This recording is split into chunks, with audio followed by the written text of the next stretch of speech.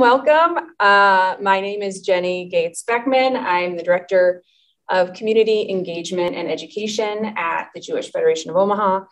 And tonight tonight's scheduled topic was actually UFOs, the Jewish view on UFOs. We have rescheduled that topic for a different, separate future date because we felt following last week's vigil for Ukraine and the state of the world right now, it would be a really lovely time to come together and have a bit of a discussion on the Jews of Ukraine, and not comprehensive in any way, but kind of a little snippet and get some perspectives from various clergy. I want to note in particular that tonight we have with us Rabbi Alex Felch, who is, if you haven't met him yet, and his wife Iryna. They are in Lincoln, and he is the rabbi for both the South Street Temple and Tifereth Israel, both the Reform and the Conservative Synagogues in Lincoln. And Rabbi Felch is the grandson of immigrants from Ukraine to Argentina, as you'll pick up. And Iryna is originally from Kiev, and has many of her family members are there right now. And so bringing that perspective, as well as we're joined by Cantor Alexander of Temple Israel and Rabbis Mendel and Shani Katzman from Chabad of Nebraska. And really, I want to invite Rabbi Alex to start us off. Really, he and I had a conversation earlier about what we wanted to touch on. And I think, we can go any number of directions. So as always, if you have any questions as things go on, pop those in the chat, and we'd love to engage. So Rabbi Alex. Thank you, Jennie, and Erev Tov, good evening to everybody that is joining us from nearby and far away. Great to be here with all of you. Unfortunately, for a bittersweet moment, of course, as we are glad to be together, while at the same time, each and every one of us as Jews and non-Jewish people as well, of course, we are all fearing, and we are all deeply saddened by what's happening in Ukraine, a land of great Jewish contrasts, a place where Jewish people suffered, and also a place where Jewish people found glorious moments, a place of pogroms, a place of Nazism, where our people endured the Holocaust, and also a place where countless Ukrainians continue to suffer today, as they did as well during Nazi times and other times, especially under the Soviet regime. As we are gathered tonight here, not knowing what may be the future coming up for the people of Ukraine, each and every one of us is sensing to a great degree the fact that we feel very near to them. As I was checking my emails before I arrived, I saw from Eric Fingerhut, who is the CEO and the president of the Jewish Federation of North America, that tonight he was flying into Israel with a plane load full of upcoming Olim Chadashim, upcoming new immigrants to the land of Israel, where they will find as well there a secure home, a shelter, a Jewish homeland, as perhaps already towards the end of the 19th century, Herzl envisioned, and plenty others envisioned as well, as the Zionist dream came to become a reality eventually in 1948. Ukraine, friends, for me, is a place of sweet memories, because as a child, I still remember my babushka Fania in Buenos Aires, who came to Argentina in 1921, chanting to me little lullabies from Ukraine from her Russian life at the time. And I always had that desire of going back, and I had the opportunity of doing so already in the early 2000s and many other times prior to that. Ukraine indeed is a country that today has a very large Jewish community, according to some, at least 200,000, if not more, a place where countless Jews from America and from Israel have also found opportunities there where to grow, where to expand their Judaism, a place that until recently, and Iryna and I, my wife Iryna, who is here to my right, and I were there last summer, and of course, visiting there countless other opportunities. As you landed at Borispol Airport in Kiev, you could see countless flights arriving, especially from the land of Israel, either from Ukrainian Airlines, Sandor, or of course El Al, and not just in Kiev, but throughout the land of Ukraine, from secular Jews to religious Jews, Jews from all denominations, Jews that came there to find, in many ways, their own path into Judaism and their own path as well into a very productive and beautiful democracy that was nascent, was developing, and lo and behold, as the monster of Moscow has been speaking as to his desire to denazify Ukraine, this anti-Semite from Moscow, this Jew hater that cannot even realize and doesn't dare to mention that the president of Ukraine, elected by well over 70% of the Ukrainian electorate a little over 2 years ago, happens to be a Jew, a grandson of Holocaust survivors. So friends, tonight, as plenty of grandchildren of Holocaust survivors are leaving Ukraine and hopefully finding a safe haven in Israel, of course, and in perhaps many other parts of Europe and around the world, we pray and we join our voices in unison for the well-being of those who are still there. We pray for the strength of its president, and I also, with my wife, are every night and every day, 24/7, whenever we are awake, praying for the well-being of even our own family, safe. And again, I want to thank the Jewish Federation of Omaha for organizing this meeting here tonight. So thank you. That's an introductory set of words. Bien dicho. Gracias, gracias. Con el rabino Katzman estamos hablando también un poquito en español. For those of you who do not understand, just put your captions from Spanish into English, into Hebrew, into Yiddish, into Russian, into Ukrainian, or Portuguese perhaps. But Rabbi Katzman told me he served also when he was younger in Latin America. If I remember it right, you said Venezuela perhaps? Yes. Yes, so it's great to be together.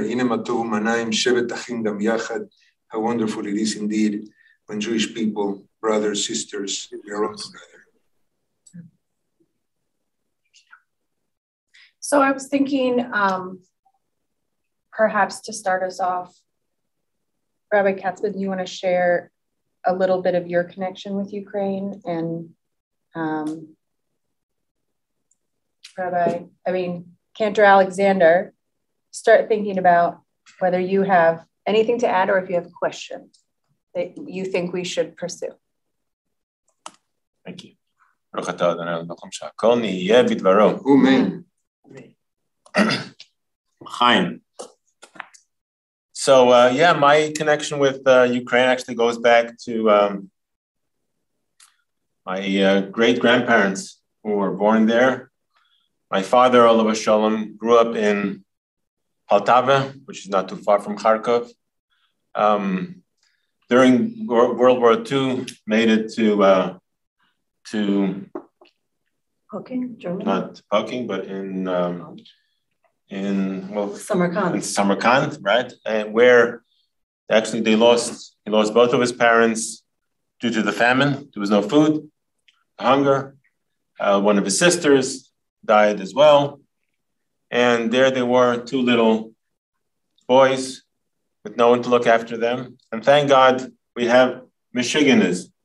There was a fellow, his name, they used to call him Michal de Meshuggah.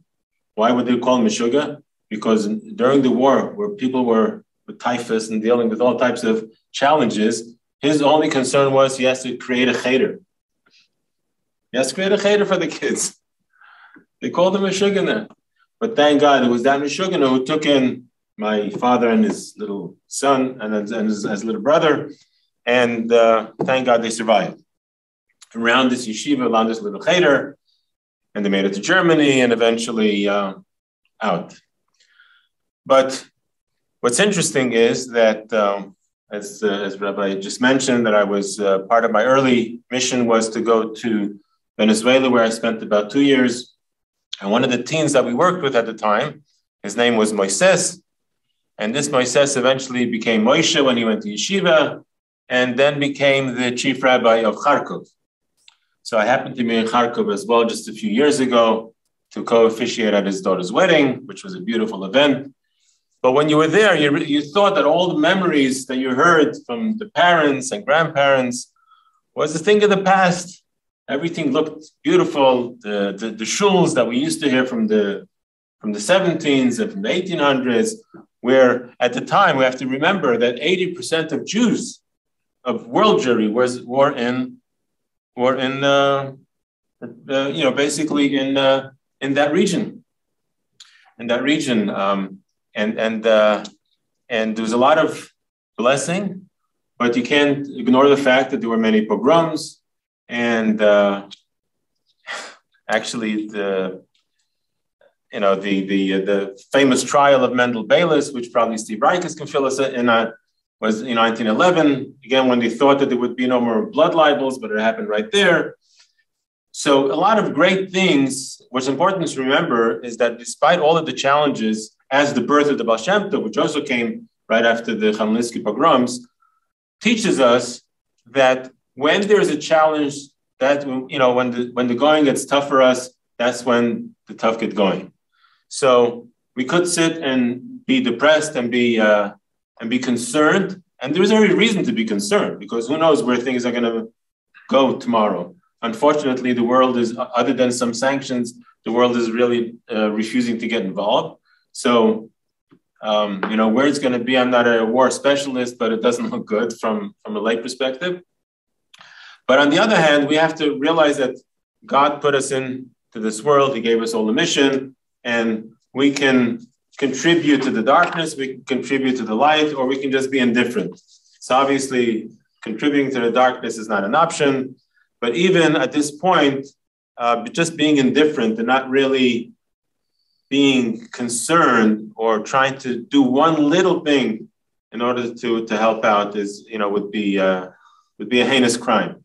So it's really very nice that everyone is here. It was nice to have the vigil that we had the other day here at the campus. But I think each and every one of us in our own way could find a path, could find a little ember, something that we can utilize in order to create and fan the sparks of excitement, of warmth, of love and friendship. And like the butterfly effect, it really goes all over. So I'd love to jump on that. Yeah. Can I jump on that and pass it over, because I'm curious. It is often easy to feel like there is nothing that one can do, being this far away. Obviously, there are very easy ways to contribute financially, and we always suggest that that's an option. But what are some of the other things that you are familiar with that individuals here in the U.S. can be doing to be supportive of the Jews in Ukraine? Do you have any examples of what, or no? That's not something, Rabbi Alex, not sure. or either one of you. Well, first and foremost, you well pointed out. I mean, anything that we can do from a financial perspective in order to help out and assist not just our Jewish communities in Ukraine, but obviously all people in Ukraine who are right now being bombarded indiscriminately by this murder coming out of Moscow, is something that we can do in order to provide for their health, their well-being, food, protection, and so on and so forth. That's on that perspective, to help out through the Jewish community.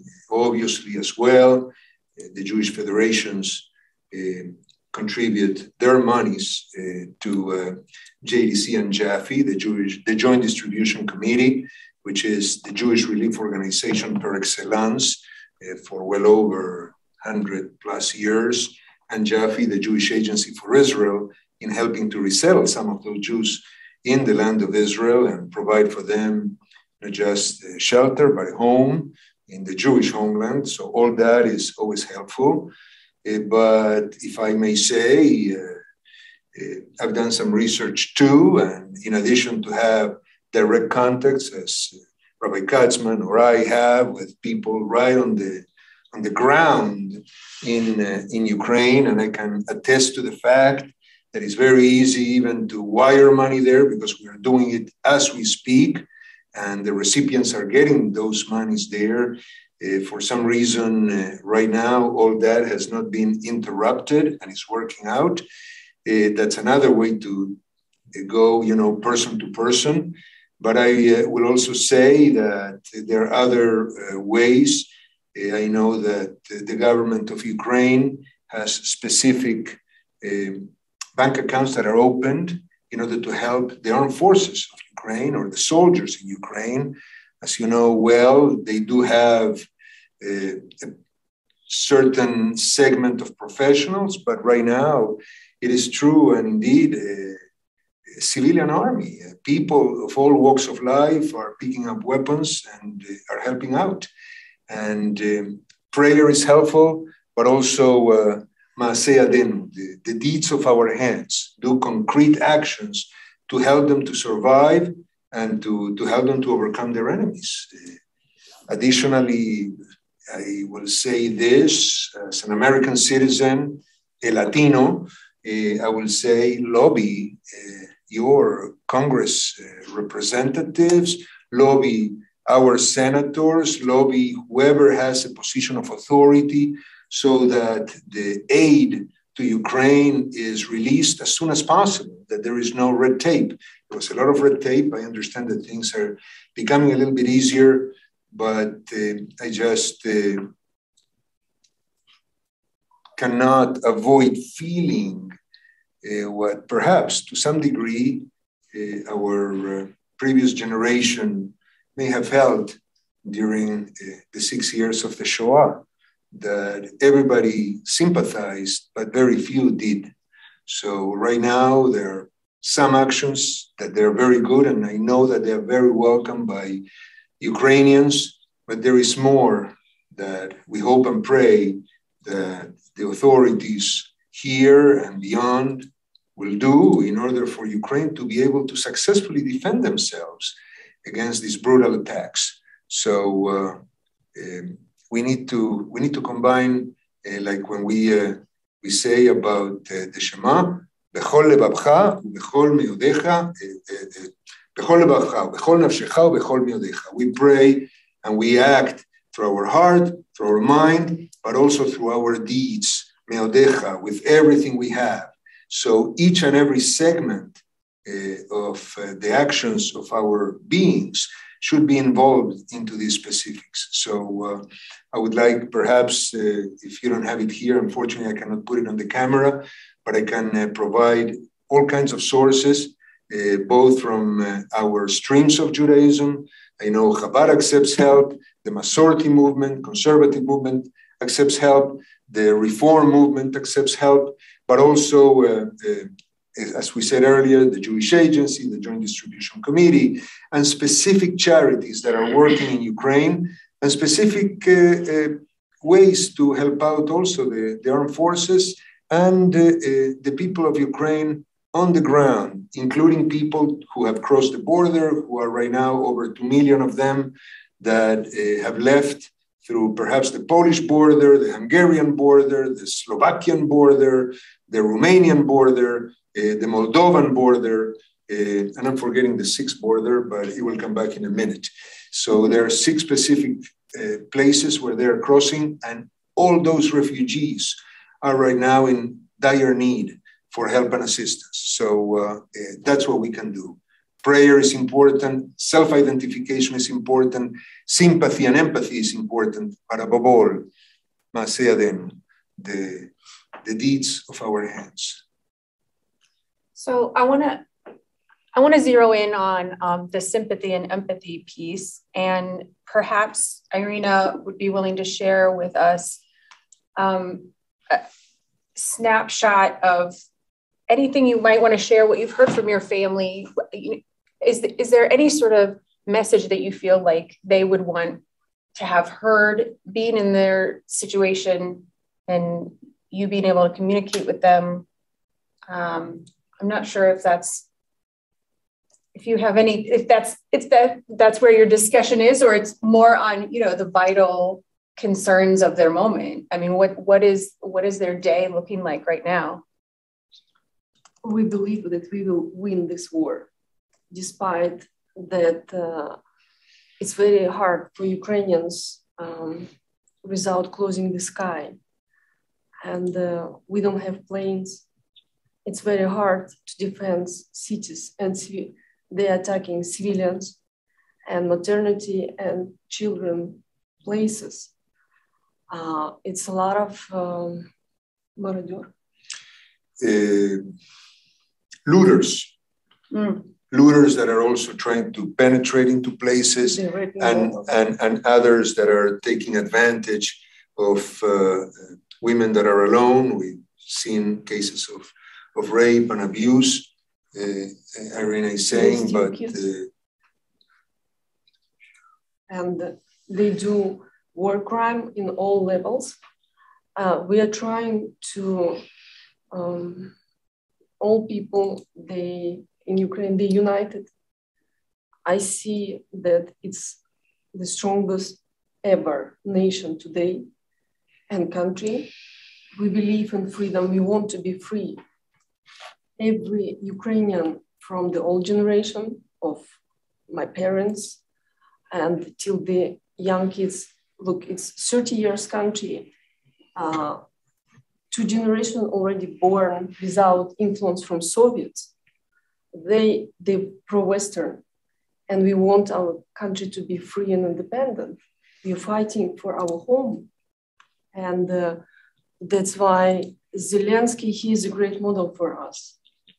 It's the best president ever we had, because he is pro-Western, he is modern, he is a strong leader, and he inspired us from the old generation, from my parents who are 70 years old till my nephews who are 3 years.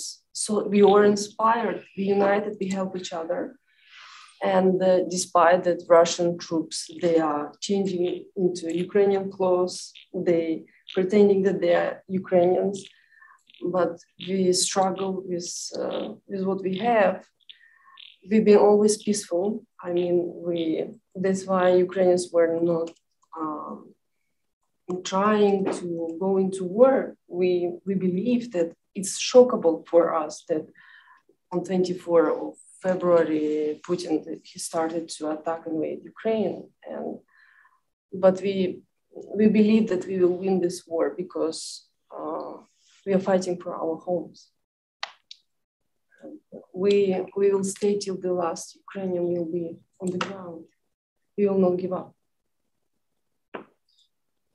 It's heartening to see all the stories of how individual citizens are taking up arms and in all different ways contributing to the communal good, even in very basic need ways.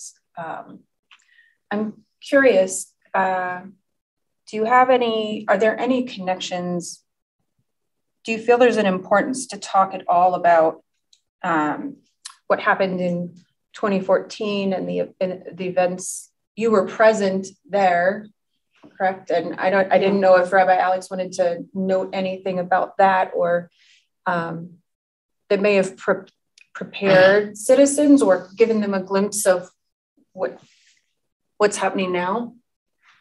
To a great degree, that that was the first wake-up call. Unfortunately, we also I just wrote to myself a few dates that really came to eventually lead to this situation, and they're all scattered pieces, but at the same time they represent how they felt and how we came to today. So I wrote here to myself just scattered dates on my own. 1994, there is this agreement by which, Ukraine would give back whatever, not give back. Look, the Soviet Union was a country that existed and then ceased to exist. And we do not know exactly how, why, etc., but they wanted to live in peace.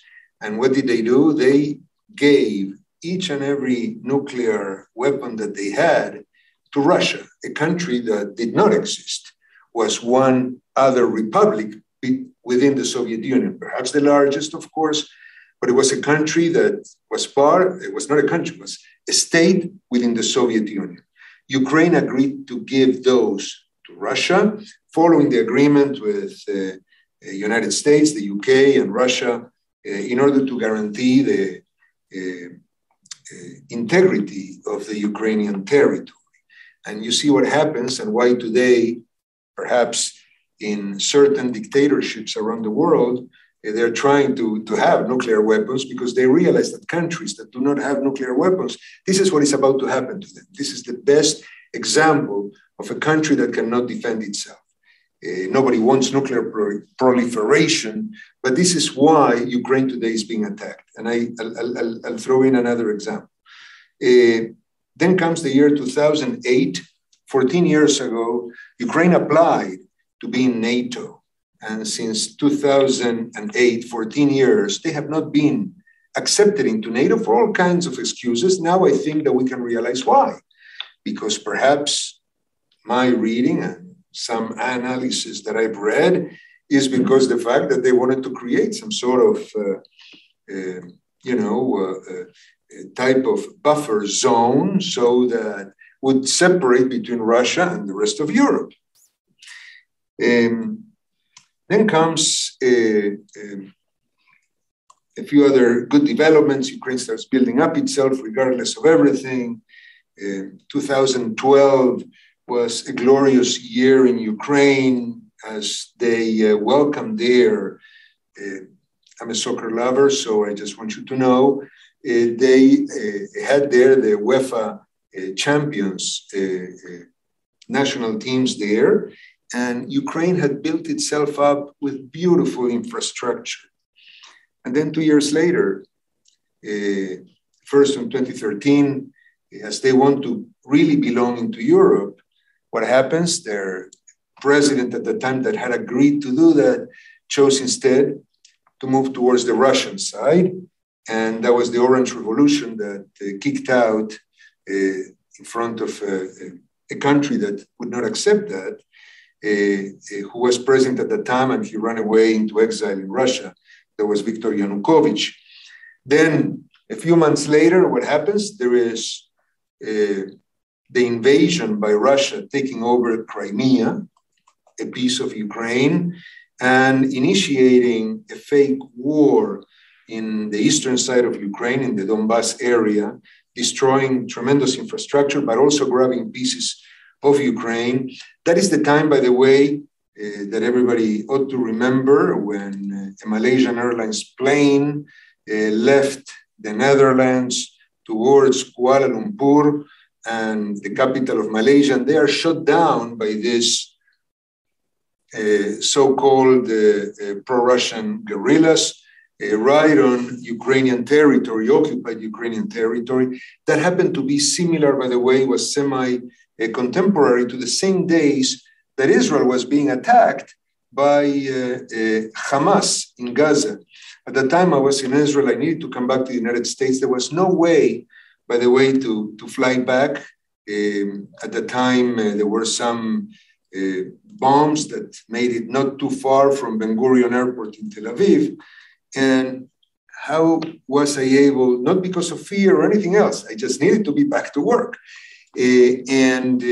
What airline took me out of Israel at the time? That was one of the few airlines that were flying, Ukrainian International Airlines.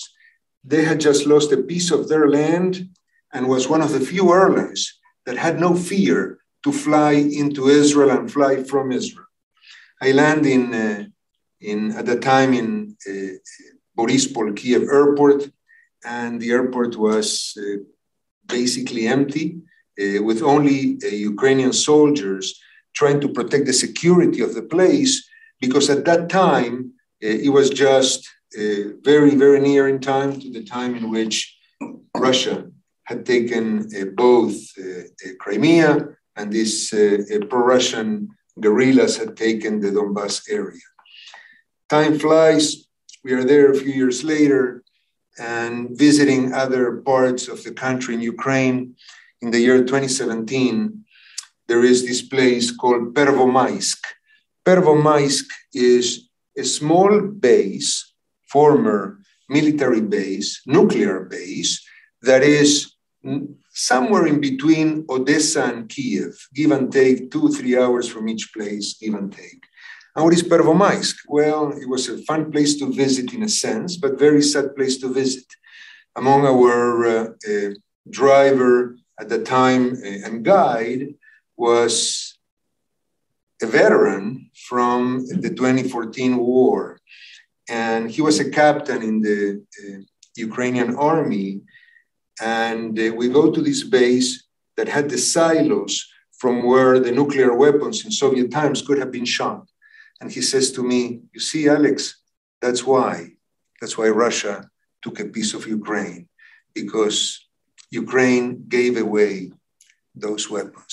So here you have a country that really wants to live in peace, that did its utmost to live in peace, that developed a Western democracy with a free market economy, that even chose to live with a piece of their territory being taken away from them. And this is what happened to them. The monster from Moscow, this fascist assassin that perhaps with dreams of going back to the glorious days of the Russian Empire, takes a chunk of them and now is trying to swallow them alive and kill them indiscriminately, and hoping that the people of Ukraine will not rebel. So I see certain similarities and the pain that we as Jews also feel when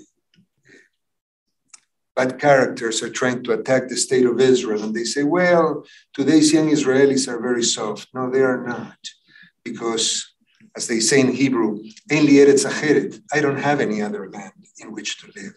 So Israelis fight, Ukrainians fight, and we should do our utmost to help them out, to succeed in this fight. There is a just fight for them. For them, it's not an optional war. It's not a milchemet reshut. For them, it's a milchemet chova.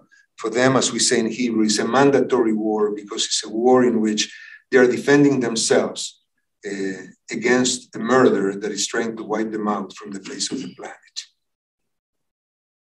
So these are my feelings. Sorry. No, it's completely all right. It's just also hard to follow, right? I'm not even sure how to move on sometimes when we're discussing what's going on. My 7-year-old has come home from school declaring that her classmates said we're in the middle of World War III. Said, I have a feeling it's slightly more complex than that. but it is hard to explain. It's hard to break down often for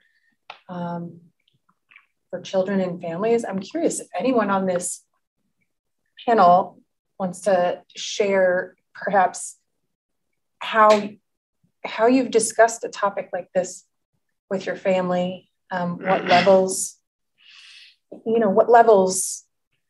can we share information and share comfort, but at the same time, make that connection between,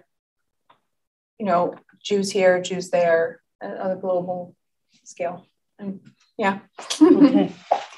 So I'm listening to you speak, and it's passionate and it's emotional, and it's a very important, obviously, very, very important discussion to have. And I'm thinking at the same time, while we're speaking about the body of the problem, so to speak, I think it's important to take a look at the soul of the problem. And what I mean by that is, as Jews, we always look at the world with the body and soul dichotomy, or the parallel experience of the body and the soul. And when I think of Ukraine in particular, there's so much soul that I think of. I mean, I was raised on stories and history of all the towns, Barditchev and Kremenchuk and Poltava and Kishinev and on and on and on. The various Dnepropetrovsk, or it was Yekaterinoslav, and now it's Dnepropetrovsk, and all these different places in which heroic Jews rose to unbelievable occasions and overcame the most incredible oppression, and not only lived and in their times and inspired, but hundreds of years later, we are still gleaning inspiration and joy and meaning in our own lives from these individuals, these heroes, these giants, to whom we can look for inspiration and guidance. And the Jews of Ukraine and the Jews of Russia, the former Soviet Union, to me are a symbol of resilience and strength and perseverance and the indomitable spirit of the Jewish people. So I think it's amazing that this happens at the time as we get ready to celebrate Purim. And if we look at the soul of the story of Purim, we see a similar thing. There's this crazy man who wants to wipe out every single man, woman, and child in the Jewish community. And they're strewn across 127 provinces. And what do you do? What do you do? And the reality is that it's a two-pronged solution. On the one hand, we know, of course, we have people in high places, and Mordechai sends a message to Esther, and Esther, please do this, and please see the king, and whatever. But at the same time, there's also the soul of what's going on. And you read in the Megillah that Esther says, yes, I will go to Achashverosh. Yes, I will do what I need to do. I will reach out to the people in the high places to which I have connections. I will use those connections. But on the other hand, I need you, Mordechai.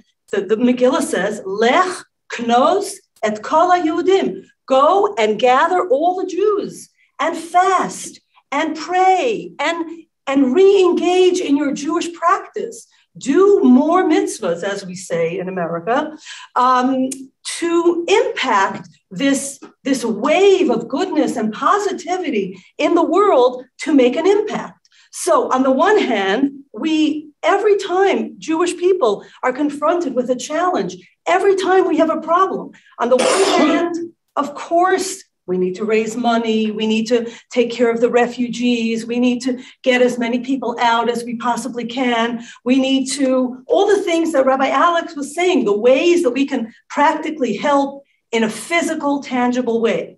and at the same time, never to minimize the impact, the effect that we have when we do another mitzvah, when we say a prayer, when we give a little tzedakah. And I'm not talking about the mega fundraising that's going on, but you know what? If we have our little kids put aside $1 a day or 50 cents in the morning in their piggy banks or whatever, and collect this money to donate for someone who needs something that they already have and somebody else needs, this is incredible. It's an incredible step in the direction of helping and supporting and strengthening the balance of good versus evil in the world.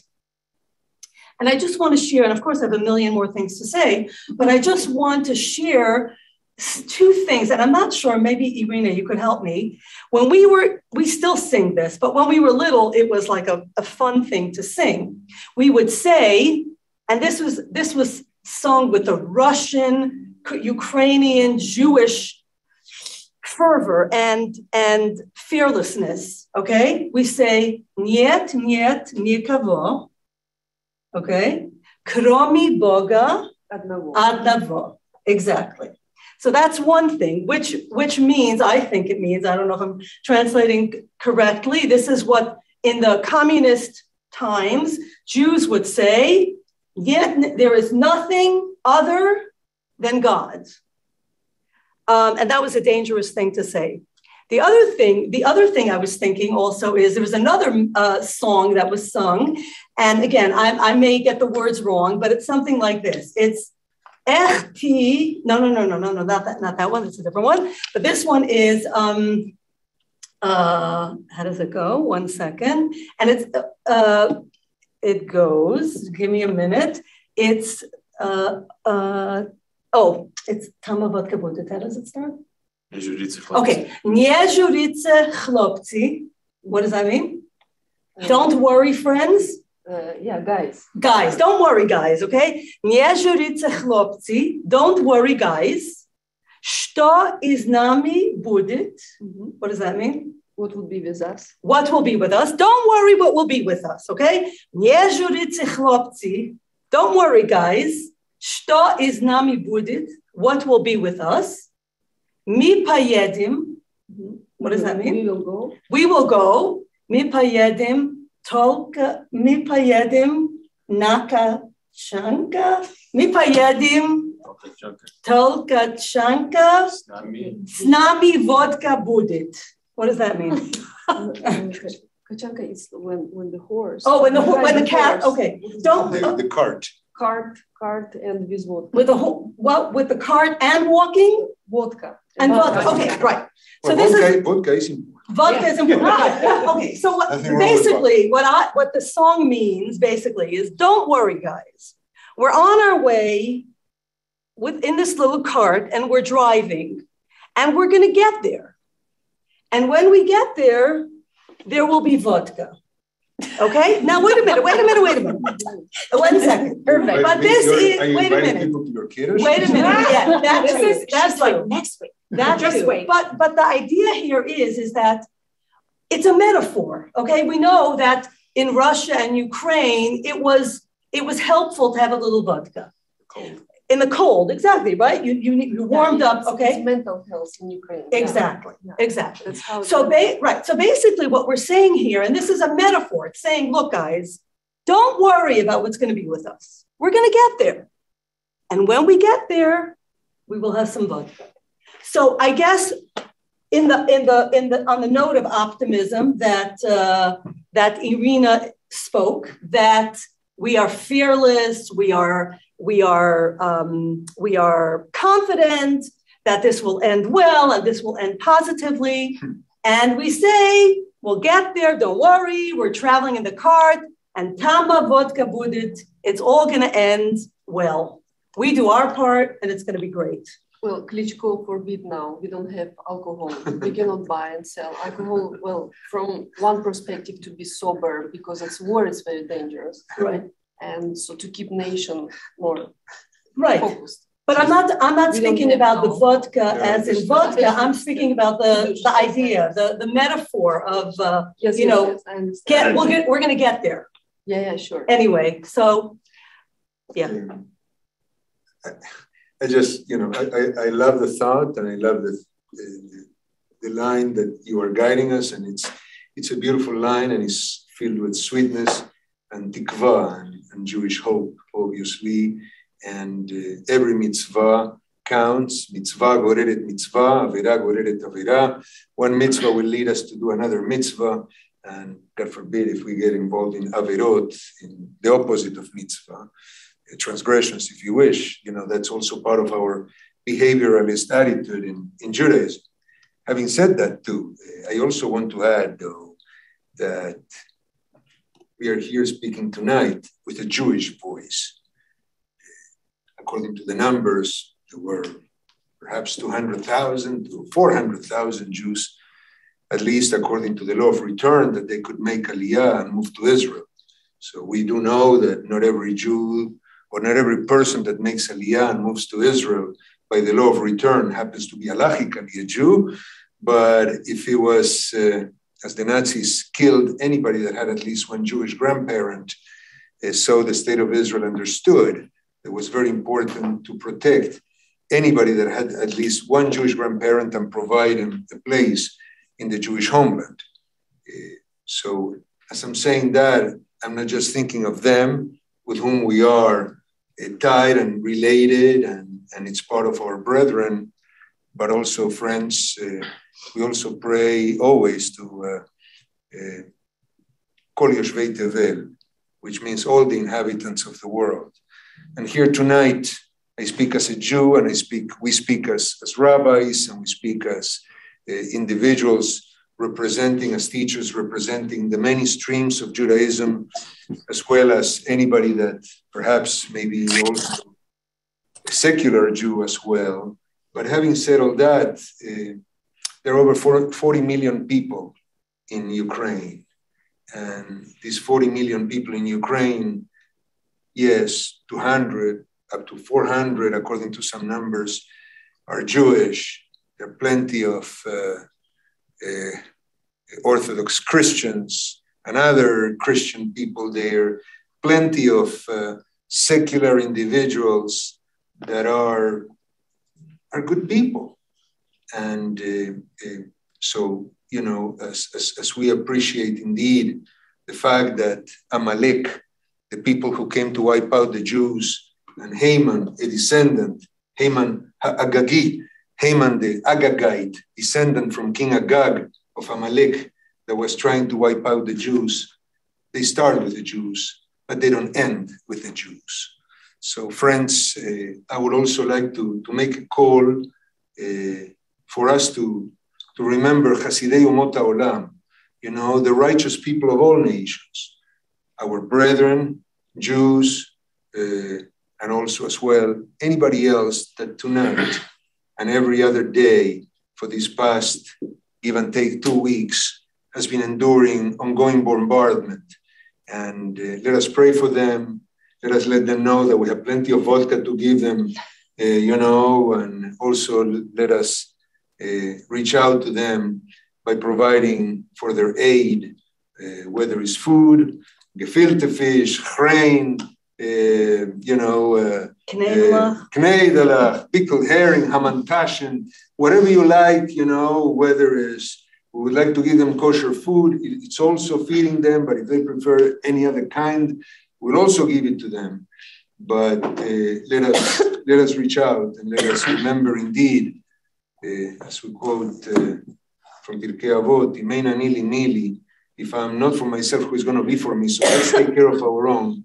But if I'm only taking care of myself, what am I? And if not now, when? So friends, our efforts are for our own Jewish people, our brothers and our sisters and our beloved ones, Avotenu veimotenu, Gamken Yeladenu, our children, as Moshe said, Binarenu vizkenenu nelech, when we will leave Egypt, he says to the Pharaoh, Moses, we'll go out with our old and our young. We're not going to leave anybody behind.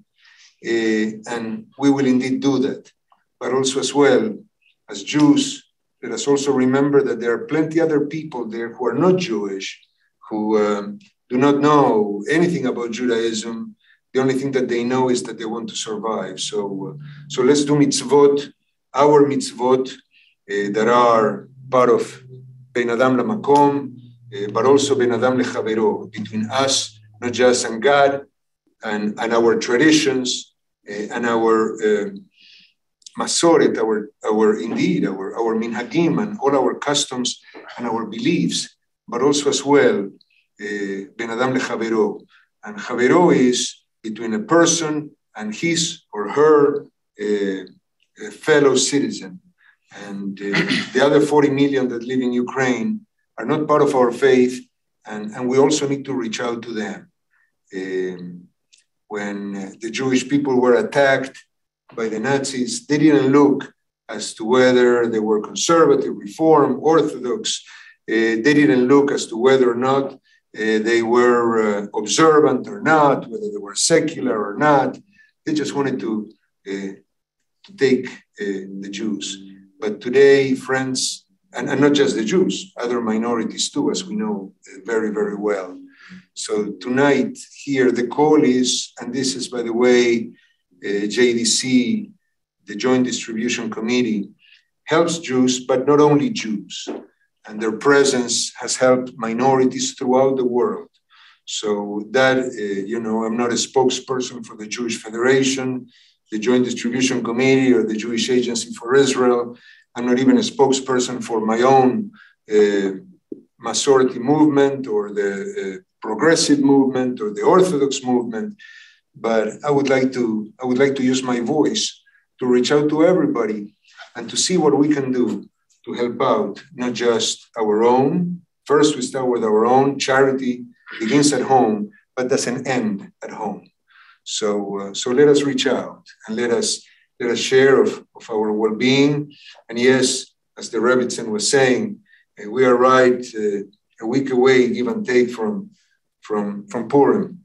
And we know what they tried to do to us, but we know as well that they would not have ended up with us. So let us try to take that extra step and remember everybody. We live in a country that has received us already for a couple of 100 years, to say the least. A country that is embracing of all, with freedom of religion, with equal acceptance regardless of our orientation or regardless of the color of our skin or our accents or from wherever we came from. And it is our duty as well to continue to replicate that call, which is a Jewish call to reach out to everybody. So let us keep in mind the 40 million Ukrainians that continue to be on the first line of fire, because once Putin grabs them, that will not be the end of the story. And I hope and I pray that the leaders of all countries seeking freedom will realize that, because the future of the world, to a great degree, when somebody as crazy and as evil as Haman was and as Putin is, and has his finger on the red button, a button that I actually played with in Pervomaisk in 2017, but just as a game, now I understand what it was all about.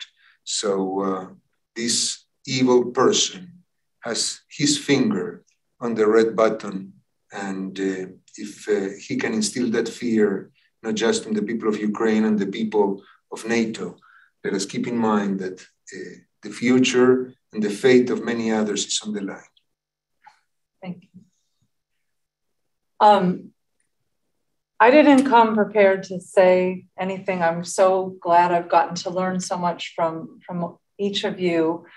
I don't have a personal connection with Ukrainian people or the Russian people or even most of Eastern Europe. I'm fortunate enough to have been in this country for now 4 generations for most of my family, and 2 from another side. And it is such a blessing to have a little bit of distance. It is a fearful thing to watch humanity. It feels so senseless, so unnecessary to exude power in a way that is only for the sake of power and only for the destruction of human beings. And I guess where I want to express is the questions that come through my mind. How can I understand what I even want, right? I want to defend Ukraine, but I don't want to escalate the war faster than it already will probably escalate and become a full-fledged European, NATO, American World War III, as your 7-year-old came home from school thinking. What is the line between those things? What is defensive and what is aggressive? I wonder, does having an escape route for the Jewish people put the Jewish people at risk? I wonder, does having a Jewish president of Ukraine put the Jewish people at risk? I wonder, does having fundraising from the Jewish people put our people at risk? I have no answers. I have only questions. I wonder at our Israeli prime minister negotiating between Putin and Zelensky. And as a person who believes in diplomacy, I'm grateful that there is at least somebody who can. And I wonder, at what does that mean about Israel's relationship with Russia? What does it mean about our Jewish brethren who consider themselves Russian versus our Jewish brethren who consider themselves Ukrainian? My cantorial colleagues this past weekend, who are the Reform cantors who are Russian speakers, all had a concert online together in support and fundraising for Ukraine. And I must speak very honestly, until this past week, I didn't know they were Ukrainian. I thought they were Russian. You know, they were Russian-speaking American Jewish cantors. I didn't know that they were from Kiev and Odessa as opposed to Moscow and St. Petersburg. How do we ensure that when we speak of truly evil acts and truly evil people, that we do not make evil the people under their thumb? The Russian people don't know what the Russian army has been commanded to do sometimes. Sometimes we hear the army doesn't even know what they've been commanded to do. How do we continue to see humanity even in the midst of these horrible things happening? These are all my questions. Very good questions. Incredibly good questions. And I want to be mindful we're right at the touch of 8. I'm going to close it. One thing. Well, first of all, there's a longer list of that, but they're all valid. So the question is, what do we do? So obviously, we're not going to communicate with Bennett now to advise him whether he should make the agreement or not, what the pros and the cons are. However, we can definitely do something. And so there's actually an interesting prayer in our siddur. I don't know how many others have it, but before we actually start the davening, or the very beginning of the davening, is a one-liner which I think everyone should adopt. It's Hareini mikabel alai mitzvat asay shel v'ahavta l'recha kamocha. It sounds like a mouthful, but in English it's very simple. I hereby accept upon myself the mitzvah of loving your fellow man as yourself. That's it. And then you can start davening. But if you're coming to beseech God, the first thing you have to do that. And if we just include that prayer as a new prayer in our regimen for every day, and the more people that do it, the more positive vibes are going to be created, both spiritually between man and man and God. And we'll be back next time talking about only good things. Thank you. As Rabbi Akiva said, after the Recha Kamocha is the Klal Gadol b'Torah, love your neighbor as yourself is the biggest rule in the Torah. But there was another opinion that says, Ze Sefer Toldot Adam. We all descend, as it says in the book of Genesis, from the history of, or the creation of the human being. So even though we want to love each other as ourselves, at the same time, we should also realize that we all descend from that very first couple, Adam and Eve. And we are all, as we descend from that very first couple, it means that we are all equal, meaning by that we may look different, we may speak different, we may be of different genders and orientations and activities and walks of life. But at the end of the day, nobody can claim that my ancestor was more important than somebody else's ancestor. So as much as we want to love, let us start by respecting each other. And let us start by realizing that the other is a human being. And as we can create that realization, and if the monster of Moscow can realize that these people are not animals, and they deserve respect, perhaps that would be a great first step. In terms of all the other questions, Cantor, that you mentioned, they are very hard to answer. I will say this, though. And the answer is not for tonight.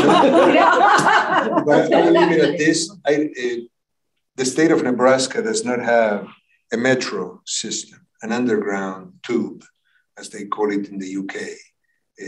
But I had never realized why, when Iryna and I would take the metro system in Kiev, why would we have to walk so many steps, and why would the escalator would go for such a long time until we got to the platform that would take us in that train into downtown Kiev or whatever else we were going.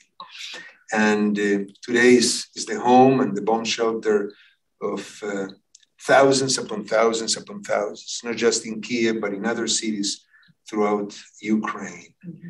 And let us also pray for the well-being of those that are underground tonight, that are sleeping side by side with countless strangers, that they're not asking who you are, what is your orientation, or what is your religion, but they are holding hands together in the hope that there will be a tomorrow. And let us all indeed hope for that, hope for peace, hope for well-being, hope for survival, and hope for meaningful lives. Amen. Amen. Thank you so much, Rabbi Alex, for being here, and Iryna, to share your words, and Katzman's and Cantor Alexander. I also want to bring your attention to, I put this in the link, but the Schwab Center is hosting Dr. Shapiro not this Sunday, I'm ahead of myself, March 20th, who was a Chernobyl first responder and also a researcher on radiation. And she's coming to UNMC and the Jewish community in May, but she's doing this webinar to introduce herself. So keep that on your radar. And we are taking next week off for Purim. And then the following week is the Week of Understanding, the Institute for Holocaust Education, which will actually be streaming via this exact link. So if you plan on coming back, we will see you then. And just thank you again. This is a lot to think about and a lot to continue thinking about. So thank you for organizing it. And it's great to be with all of you here in Omaha tonight.